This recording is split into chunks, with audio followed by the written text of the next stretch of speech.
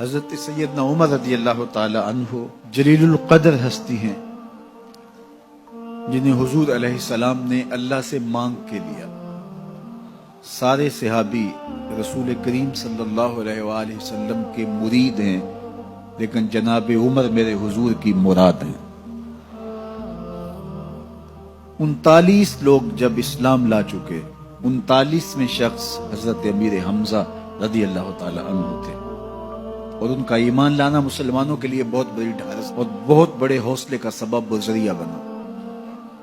تو میرے حضور نے ہاتھ اٹھا لیے، کہا اے اللہ، ایک شیر دیا ہے امیر حمزہ، ایک شیر اور عطا کر دے، اب تیری مرضی، عمر بن خطاب دے دے یا عمر بن حشام دے دے۔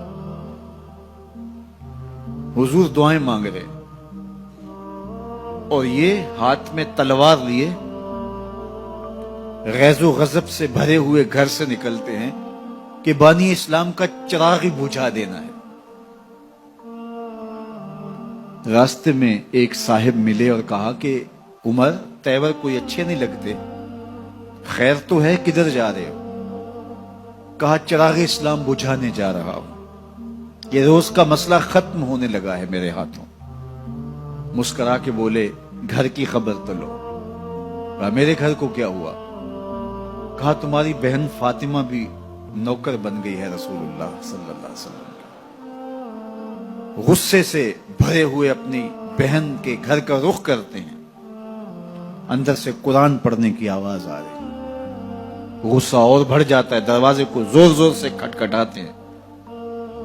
اہل خانہ سمجھ گئے ماجرا کیا ہے، گرجدار آواز ہے جناب عمر کی، دروازہ کھولو۔ جلدی سے معلم کو چھپا دیا اور بہن آگے بڑھ کے دروازہ کھولا۔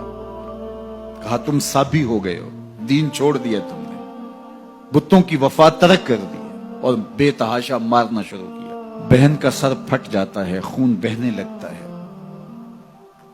اور یہ مارتے چلے جاتے ہیں۔ فاطمہ بنت خطاب بولی عمر تم خطاب کے بیٹے ہو، سنو میں بھی خطاب کی بیٹی ہوں، جو ظلم جو جبر کرنا ہے کرو، میں محمد عربی کا دامن نہیں چھوڑوں گی۔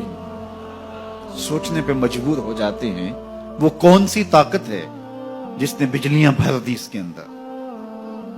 کہا جو تم پڑھ رہے تھے مجھے بھی سنا سکتے ہو؟ کہا تمہیں غسل کرنا ہوگا۔ عمر اپنے بدن کو دھو رہے ہیں، میرا رب دل دھو رہا ہے۔ اتنے میں معلم بھی قرآن لے کر آ جاتے ہیں اور قرآن کی تلاوت ہونے لگتی ہے۔ طٰہٰ ما انزلنا علیک القرآن لتشقیٰ، 14ویں رات کے محبوب چاند، ہم نے قرآن اس لیے نازل تو نہیں کیا تھا کہ تم مشقت میں پڑ جاؤ۔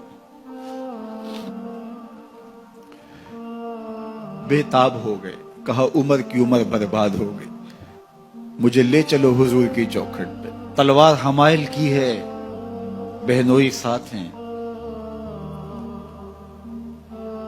اور حضور کی بارگاہ میں حاضر ہو رہے ہیں۔ دروازے کے سوراخوں سے دیکھا تو صحابہ تشویش کا اظہار کرنے لگے کہ عمر آ رہا ہے، تلوار حمائل کی ہے، ارادے اچھے نہیں لگتے۔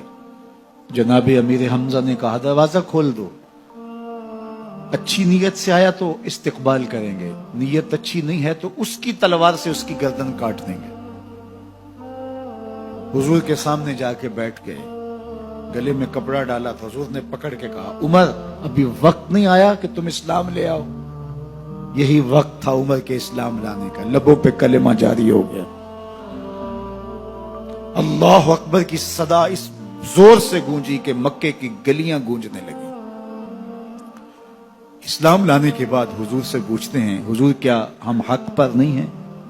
فرمایا ہم حق پر ہیں۔ اللہ کا دین سچا نہیں ہے؟ کہا اللہ کا دین سچا ہے۔ آپ اللہ کے سچے نبی نہیں ہیں؟ فرمایا میں اللہ کا سچا نبی ہوں۔ تو کہا پھر ہم چھپ کے عبادت کیوں کریں؟ اب مسلمانوں کی 2 صفیں بنتی ہیں، ایک صف کی قیادت امیر حمزہ کرتے ہیں، دوسری صف کے آگے آگے عمر بن خطاب چلتے ہیں اور حضور درمیان میں ہیں، اور یہ ملکوتی قافلہ صحن حرم میں آ کے اعلانیہ عبادت کرتا ہے۔ حضرت عبداللہ ابن مسعود رضی اللہ تعالیٰ عنہ فرماتے ہیں عمر کا اسلام لانا اسلام کے لیے عزت کا سبب بنا، اسلام کے وقار کی علامت بن گیا۔ ایک ایک کے دروازے پہ جا کے دروازہ کھٹکھٹا کے کہتے ہیں، وہ تو اور خبر سننے کے لیے بے چین تھے کہ یہ بانی اسلام کی زندگی کا چراغ بجھانے گیا تھا، کوئی خبر لایا ہوگا۔ وہ کہتے ہیں آؤ عمر کدھر آئے ہو؟ کہا تمہیں بتانے آیا ہوں، کمزوروں سے پنجہ آزمائی کرتے رہے ہو، آؤ میرے سے بات کرو، میں محمد عربی کا نوکر بن گیا ہوں۔ اللہ اکبر۔ میرے حضور نے فرمایا جب اچھے لوگوں کا ذکر کرو تو میرے عمر کا ذکر بھی کیا کرو۔ میرے عمر کی زبان پر حق بولتا ہے، سچ بولتا ہے۔ ان الشیطان یفر من ظل عمر، عمر کے سائے کو دیکھ کے شیطان بھاگتا ہے۔ اللہ اکبر۔ اسلام لائے تو زندگی کی ایک ایک سانس اسلام کے لیے وقف کر دی، حضور کا پہرا دیا، حضور کی ناموس کا پہرا دیا، حضور کی شریعت کا پہرا دیا۔ اسلامی فتوحات پھیلی تو پھیلتی ہی چلی گئیں، کبھی مصر فتح ہو رہا ہے، کبھی ایران فتح ہو رہا ہے، آرمینیا تک مسلمانوں کی افواج پہنچتی ہیں۔ 22 لاکھ مربع میل پر حضرت عمر رضی اللہ تعالیٰ عنہ کی سلطنت پھیل جاتی ہے۔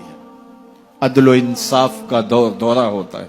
زمانے نے دیکھا کہ غیر مسلم بھی عدالت میں کھڑا ہے تو اسے خوف نہیں ہوتا تھا کہ میرے سے ناانصافی ہوگی، اس لیے کہ حکومت عمر کی چل رہی ہے۔ وہ بھی مطمئن ہوتا تھا کہ میرے ساتھ انصاف ہوگا۔